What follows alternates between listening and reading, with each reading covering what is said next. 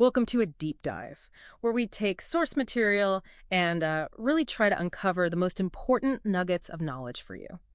Today, we're plunging into an onboarding guide. It's for new administrators at a company called Maybe Inc. And what immediately grabbed us wasn't just, what they do tattooing, but their really unique company philosophy and, wow, their meticulous operational structure. Yeah, what's truly fascinating here is how clearly Maybe Inc.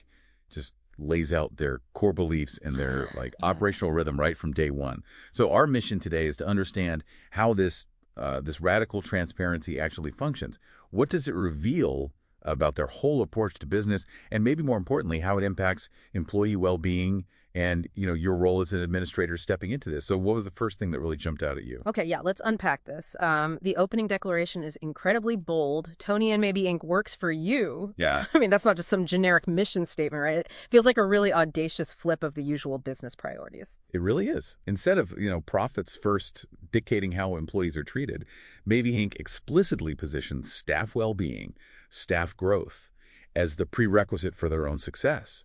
It fundamentally reshapes how they seem to operate. And that philosophy, it isn't just talk, is it? It's like concretely baked into Tony's weekly blueprint. Exactly. And this isn't your typical kind of vague budget.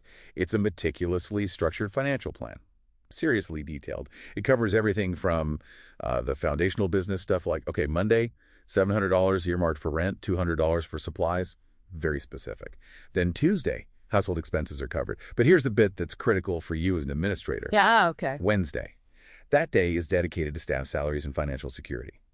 They explicitly set aside $600 just for compensation.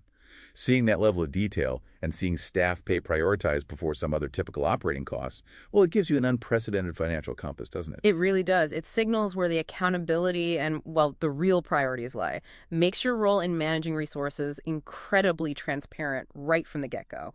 Yeah. And it's fascinating how that commitment to well-being goes right to the top. That was another thing that stood out.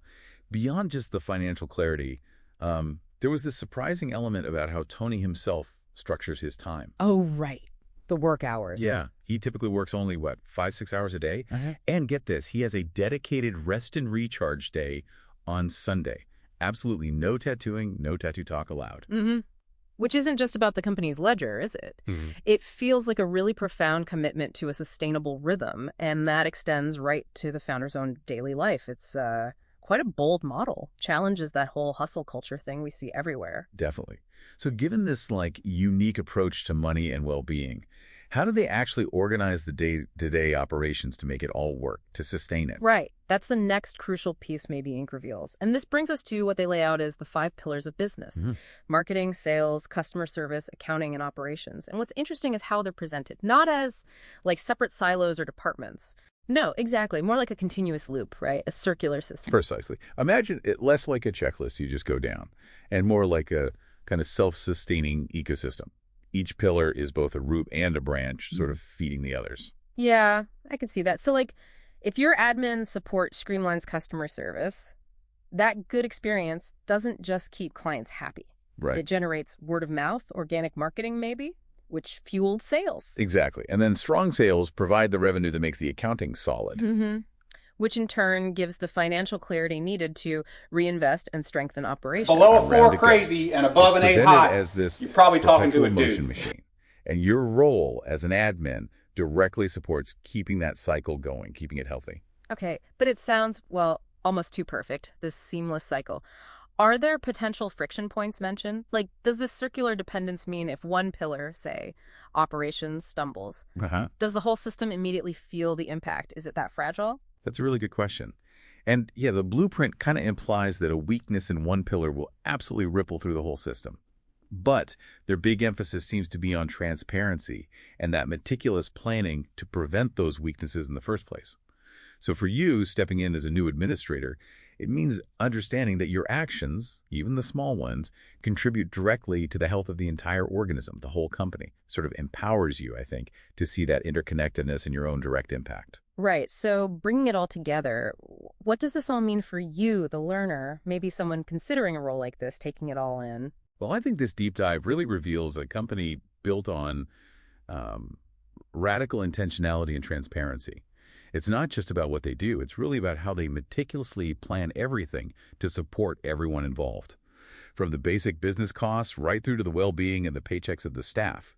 For you, as that new administrator, this isn't just some abstract theory. It means you're stepping into a role where the entire operational and financial backbone is just laid bare. It empowers you to understand your direct impact on, well, everything, staff well-being, client satisfaction, right from your very first day. Yeah, this highly structured, very staff-centric approach to both the money and the operations. It feels quite unique. It really makes you wonder, doesn't it? How might a business that so clearly spells out its financial and operational framework right from day one, how might that influence things like employee loyalty, long-term success, maybe even pushing industry standards? It's definitely something to consider for any organization, looking to redefine what working for you truly means, wouldn't you say?